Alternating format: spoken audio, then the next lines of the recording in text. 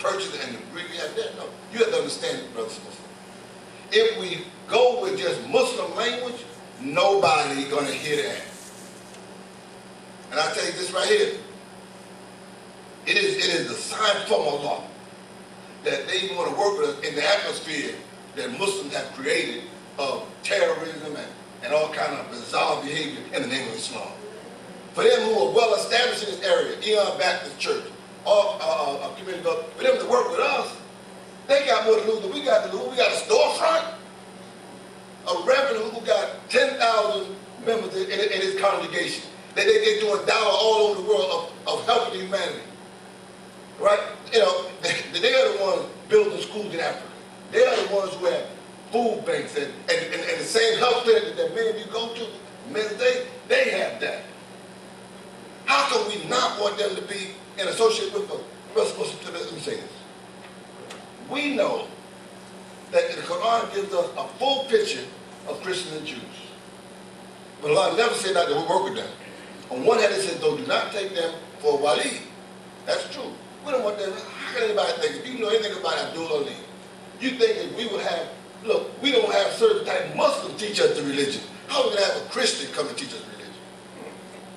You don't know us. We have insisted on having our own mind in a religion. And we said that it would be a great strategy to invite to our Ramadan, pre-Ramadan. Why? Because the Quran says that all you believe, fasting is prescribed for you as it was prescribed for who? Those before you. Who are those before us? The Christians and the Jews. Right? Now I know as Muslims we want to fast the Ramadan and be in some little narrow place. No. That's never been the thing of Imam Abdul-Aleem. I've always told you that when you really want to have an impact, have a big iftar and invite your neighbors. Well, the Prophet said that the angel Jibril pressed them so much, he thought the neighbor would become an inheritor in the wealth of the individual.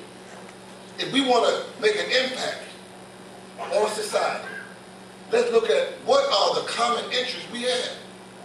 All right? I said, yeah, let's start with our health. Our health is a sacred concern. We are comfortable going to them for health screening, for blood pressure testing, all these types of things. Now you may tell me you don't feel comfortable sitting in a banquet with Christians when most of your relatives and friends are still Christian? I said, yeah, when the last time you invited someone to Islam? That's your problem. You got this secret Islam. You're not comfortable telling them, look, I'm not expecting no Christian to come and be Muslim with me. I'm comfortable. I can sit with preachers, reverends, rabbis, everybody. And I look at them for the common human dignity. And I'm not asking, they're not, think about those Muslims. We are the same people who will send our wives to non-Muslim doctors to deliver our babies. Then turn around and say, oh, you Catholic. Catholic? You just brought your baby to the world, brother. Catholic means your enemy. If he's your enemy, then why don't you just do like the doctor out West Philly do? I want to do that. Brothers and Muslims, we are people who, instead of looking at religion with purity and sincerity, we're looking at it with colored eyeglasses. We're not seeing that we in a time, I said again, where the global dynamic demand of man. Give you for example, the storm that hit the East Coast on October the 29th wiped out the masjid in Atlantic City. Who did they go to help them rebuild? Salvation Army, Christian this, Christian that. Where were the Muslims? Oh, brother, Allah's wrath. No. Human beings came to the aid of other human beings. Be clear on that. We make Islam look small when we look at this religion as being something that is this small little group that's away from society, and whatever the world disaster, whether it be in Afghanistan or Pakistan or whatever, we expect for the world humanitarian organization to come to our aid. Let the help us, oh, he was a Catholic. What? Who's disbelieving Who's covering up the favors of God? The man who's helping you, or you who have received that help and want to acknowledge it, that praise be to Allah? What is wrong with us? What's wrong with us? Because we have strayed from the philosophical insights of the Qur'an and the clear dictates, as we said in our charter, the clear dictates. Allah gives us, invite all to the way of the Lord with wisdom and beautiful preaching. Right? Brothers and Muslims, we would have never gotten the message. What used to be a synagogue, that was the church, now a masjid by Allah's grace, without the aid of right-minded people. There was no Muslim from here or abroad who came, look, you brother made $1 million, got you covered. No. The Muslim world has given us a dime. We've got help. God says in the Quran, Ya ayyuhalladhina amanu, asbiru wa rabitu, asbiru wa sabiru wa rabitu, talk about Allah. Oh, you believe, vie in patience and strive in patience and form alliances, that perhaps you may be successful. I say again, it is the mercy of Allah that we are able to get a relationship with ORG and with the United Bank. These people believed in us. Many of you did believe. You still have yet to fulfill your pledge. You'll be one of the first ones there to come the day we open up. But actually, how much money have you put on the wood, brother, sister? How much have you given to see this masjid that has God's name on it? Not Abdul-Aleem or Zachariah Abdul-Rahman or some other. It's Allah's name. How many of you given anything to put that name up on a building that dignifies itself as a masjid? How you gonna feel comfortable coming in here, a storefront, that if you don't put Allah's name on it, you think it was a store? That's why in America, we have to label our masajid because they look like something else. Storefront, house, warehouse. But there's no one can tell me, if you look at that building, it doesn't look like some type of institution. And we get your help. We're going to transform this into something look like this. We ain't playing. Excellence.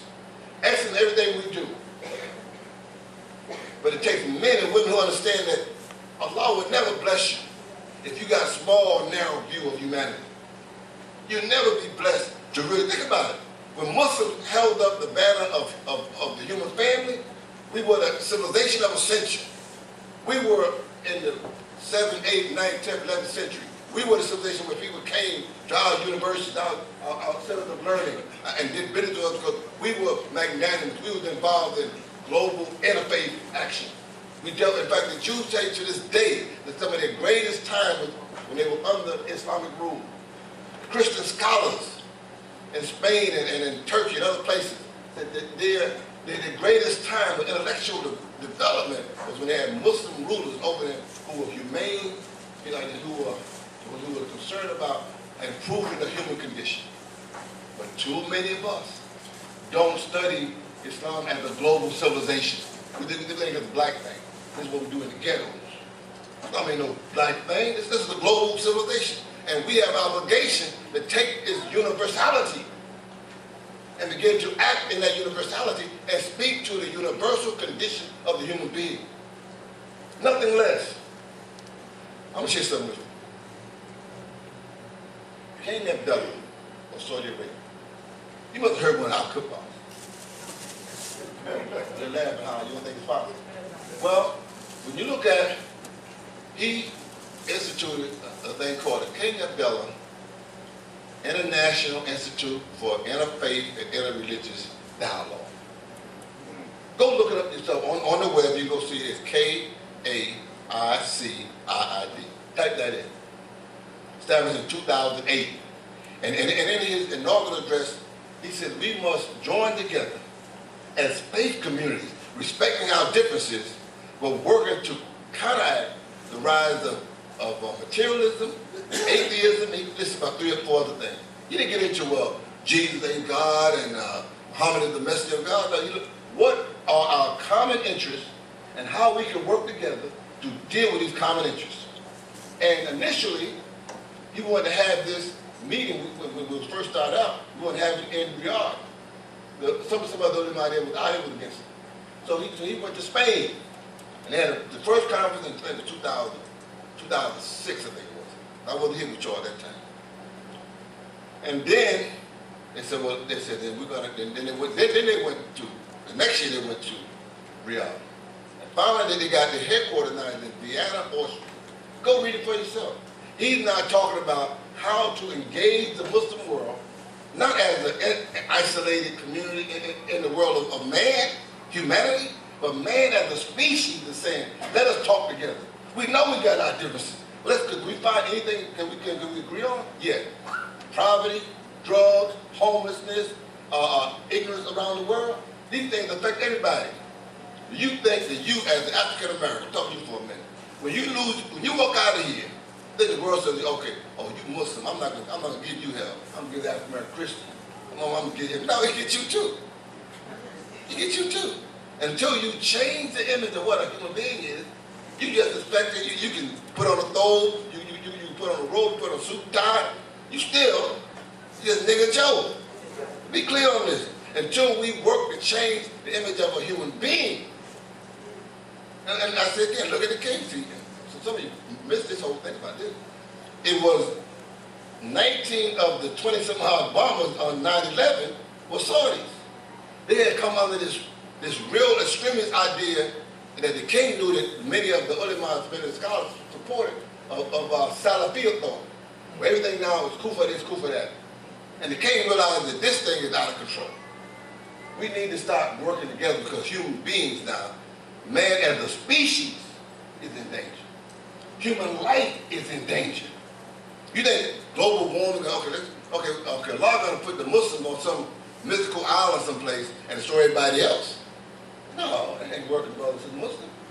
But here we are. We've been talking about interfaith. I thank Allah that the Imam that succeeded me, Imam Abdul-Aleem and Imam Muhammad, kept up in our own humble way, engaging the Christians and the Jews in dialogue and discussion. Because we knew that we had, in order for us to deal with the problems of humanity, we had to have partners, people who were right-minded. I say again, we know what the Quran says at this end about the Christians and the Jews. But it also says among all of them are not alike. There's those that spend their night in prayer, they enjoy what is right and forbid what is wrong. And we can easily say, well, look, brother, see the Quran says don't deal with the Christian and Jews. Don't say that. It tells you how they behave. You find those that behave like that, you stay away from them. That's common sense. But you got those ones who say, look, man, I'm solid in myself as a Christian. That's the good. I'm solid in myself as a Muslim. Now, we got past that. What can we do together? All right?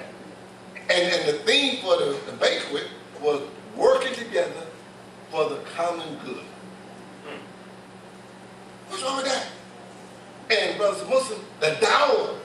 When the last time you invited somebody to the masjid? When our women come out all dressed up, I know they get hook up, but for the banquet now, I know that. Those Christian women who think that Muslim women somehow are in chains and ain't all covered up and out of sight, out of mind, are going to see the beauty and the elegance. And then the dawah of that on the minds of those non-Muslims, it's going to be so, it's going to redefine their reality. Because they're going to see women who the media has given them is that we don't have no rights in Islam. We are oppressed, isn't it? When they see how the women can take the standards of modesty and still be elegant. Oh, brother, that's a powerful. You have to say a whole lot. Just engage in bil hikmah without getting to hasana. All right? Think about what so much we say on this, but time won't allow.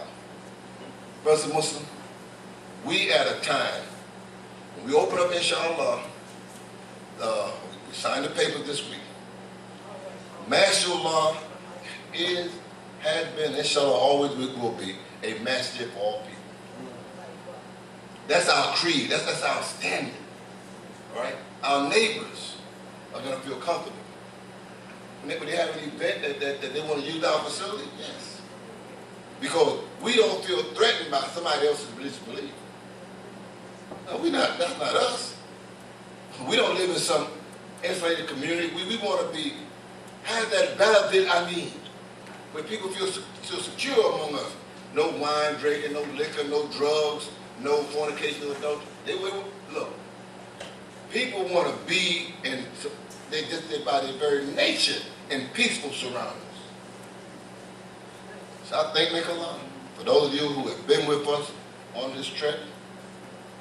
But I implore you, we ain't done yet. We are not done yet. We're getting support for the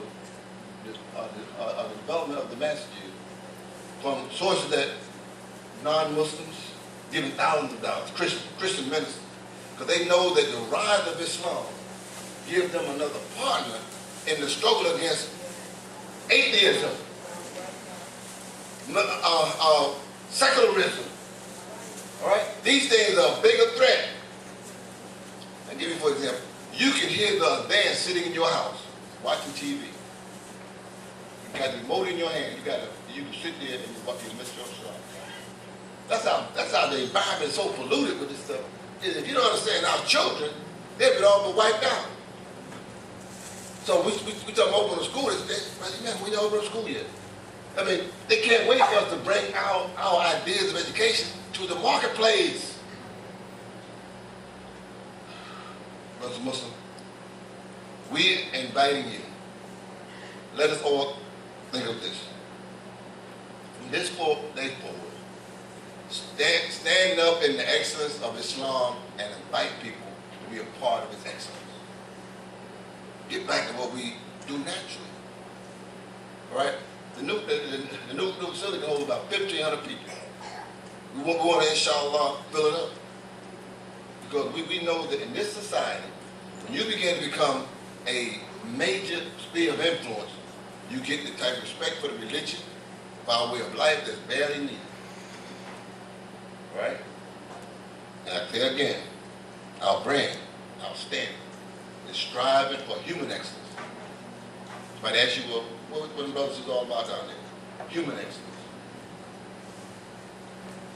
That's all you got to say. The best of the human being. We want to see the best of the human being. If you find that in your Christian belief, stick with it. But God says in the Quran, those who believe, and the Jews, and the Christians, and the Sabians will all have their reward with their Lord. That's what God says. Now here you're going to decide, and the Prophet said, give another idea. He said that Allah showed him the heavens. He said that he saw Christians there. Some of you, I know you didn't know Christians there. He saw Jews there. He said the followers of Moses, the followers of Jesus. He said that his followers, his ummah was the most. But they were there. The point is that they were there. But in the prophet's vision, he saw that all of the Abrahamic faiths were represented in the heaven. All right? You know, I talked to some Christians, they surprised. They said, oh, you believe in God? I said, let me just translate the word Allah. Allah means God. But for now, for you, I'm talking, you know English, right? I said, facetiously, I got to stop that. I said, I'm going to say, but now I'm not going to say Allah, I'm just going to say God. Because you think Allah is another God. So to help you out, I'm going to stop saying Allah around Christians. I told them that. I'm just going to say God. Because they had this wild idea, and Muslims support that. We want to speak Arabic to, what little we know, to non-Arabic speaking people. Translate the message. We are peace-loving people. By definition.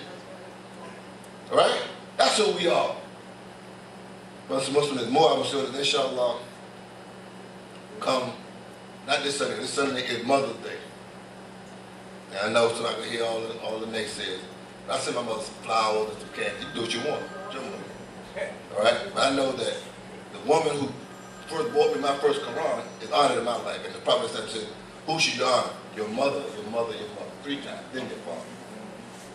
But that's for another discussion too. But the next Sunday, the 19th, after we sign we take ownership of the building, we want to have a ta'aleem town hall. I want to answer all your questions. The Imam and I and our other Imams who stand before you. What was the strategy behind getting the building? What was the strategy about interfaith? What was the strategy for our business education? We'll all be there, inshallah. And we invite all of you to bring your friends, your relatives, and all those ones who got a question, bring it to us, and we'll bring the logic and the hikmah behind what we're doing. All I ask you to do is let's be open about it. That's all I ask you to do. The Lord bless us to get this far. We're only halfway there. We have purchased the building, alhamdulillah. We've still got to transform it. It's going to take an additional effort. Right? And in order to make the effort, you got to believe in your heart that you're doing something for the good of humanity. That we will go down in the annals of history of the people who were considered less than human by even the United States Constitution. 3/5 of a human being became the standard bearer of human excellence. Ooh, you can't understand how it rippled throughout the country. Ooh, the African Americans calling people not the blackism, calling us to be human beings. The African American who became a Muslim, instead of calling a white man the devil, called him a kuffar. No, that same one became Muslim and called people to the excellence of their humanity. And embraced all people, regardless of their color, the ethnic group, whatever, to the way of God as human beings. We are the standard bearer. We're saying that the human being, all right? And we challenge Muslims, Christians, Jews, atheists, Buddhists, anybody. If you don't stand on your humanity, anything else is worthless. Before they was Muslim, before they was Christian, before they was Jew, before there was anything, there was the excellence of the human being. And we had taken people back to that excellence and said, yeah, the Prophet says, all of us are born according to the fitrah. It is your environment that has made you different. And we said, let's go back to the fitrah. God said, the fitrah by which he created, fitrah nas alayha, and nas alayha, the nature, the pattern that he created the human being, humanity on. We have returned our argument, our wisdom,